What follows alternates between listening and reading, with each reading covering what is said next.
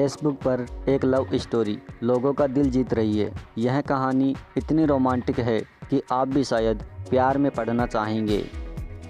ख़ास बात यह है कि जिस कपल की यह कहानी है उनकी यह लव स्टोरी भी फेसबुक के ज़रिए ही शुरू हुई थी। स्नेहा चौधरी के लिए घरवाले लड़का तलाश रहे थे। इस बीच अचानक फेसबुक पर हर्ष मेहता का चैट बॉक्स में एक मैसेज आया। यहीं से शुरू हुई दोनों की प्यार की कहानी। दोनों के बीच मीलों का फासला था, वह कभी नहीं मिले थे। लेकिन कुछ महीने और लड़के ने लड़की को शादी के लिए प्रपोज कर दिया। वह पहली बार शादी से 2 दिन पहले मिले। आज दोनों की शादी को 3 साल हो चुके हैं, लेकिन उनके बीच प्यार बिल्कुल भी कम नहीं हुआ है। और इस बात का सबूत कपल का एफबी पर शेयर किया गया फ़ोटो है। मैं 28 साल की थी जब मैंने तय किया कि मैं शादी के लिए तैयार हूँ। मैंने कुछ लड़कों से बात करना शुरू की, लेकिन किसी से भी मुझे जुड़ाव महसूस नहीं हुआ। एक दिन मैं अपने फेसबुक पर स्क्रॉल कर रही थी कि मेरे फेसबुक चैट पर हर्ष नाम के एक शख्स का मैसेज आया। क्या हम एक दूसरे को जानते हैं? आप चाहे मुझे पागल कहें, लेकिन मैंने चांस लिया और उसी समय रिप्लाई किया। उसके बाद से हमारे बीच रोज़ बातचीत होना शुरू हो गई। हमारे बीच जो कॉमन फ्रेंड्स थे उन्होंने भी इसमें अहम रोल निभाया। हर्ष ऑस्ट्रेलिया में था और मैं मुंबई में, लेकिन हमें कभी भी महसूस नहीं हुआ कि हमारे बीच दूरी है। हमने 1 महीने बात की, लेकिन लगा जैसे हम 1 साल से एक दूसरे को जानते हो। समय बहुत धीमे गुजर रहा था। हम लगातार बात कर रहे थे, लेकिन लगता था कि इतना काफ़ी नहीं है। मुझे याद है कि एक दिन हमने 18 घंटे तक बातें की थी। फ़ोन की बैटरी ख़त्म हो रही थी तो हमने तुरंत अपने लैपटॉप पर स्काइप ऑन कर लिया।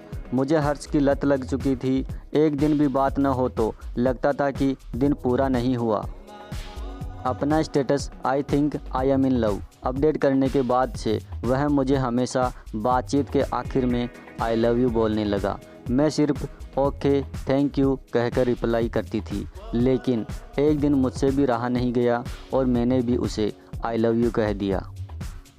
इसके कुछ ही दिनों बाद मेरे पास एक पार्सल आया जिसमें पेबल्स यानी छोटे गोल पत्थर थे।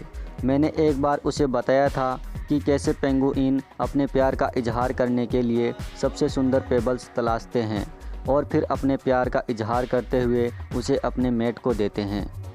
बॉक्स में पेबल्स को देखते ही मैं इसका मतलब समझ गई थी।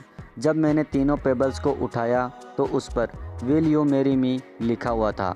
आप इसे पागलपन कहेंगे, लेकिन मैंने 1 मिनट भी बिना झिझके प्रपोजल को हाँ कह दिया।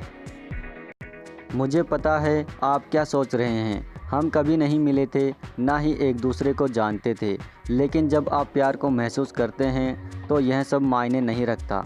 प्यार की कोई टाइमलाइन नहीं होती है। मैं चाहे तो किसी के साथ 10 साल बिता लेती और मुझे उससे ख़ास जुड़ाव भी महसूस नहीं होता।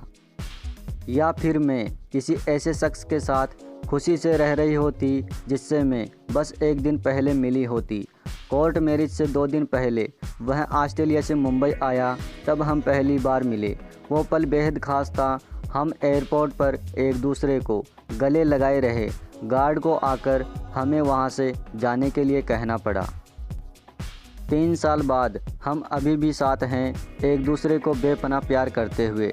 90 के दशक के गाने सुनते हुए, यूं ही अचानक रोड ट्रिप्स पर बहस करते हुए कि आखिर किसने किसको पहले फ्रेंड के रूप में फेसबुक पर ऐड किया था। जो तेरे गुलाबी लब मेरे लबों को छू जाए, मेरी रूह का मिलन तेरी रूह से हो जाए, ज़माने की साजिशों से बेपरवाह हो जाए, मेरे ख्वाब कुछ देर तेरी बाहों में सो जाए, मिटाकर फासले हम प्यार में खो जाए, आ कुछ पल के लिए एक दूजे के हो जाए।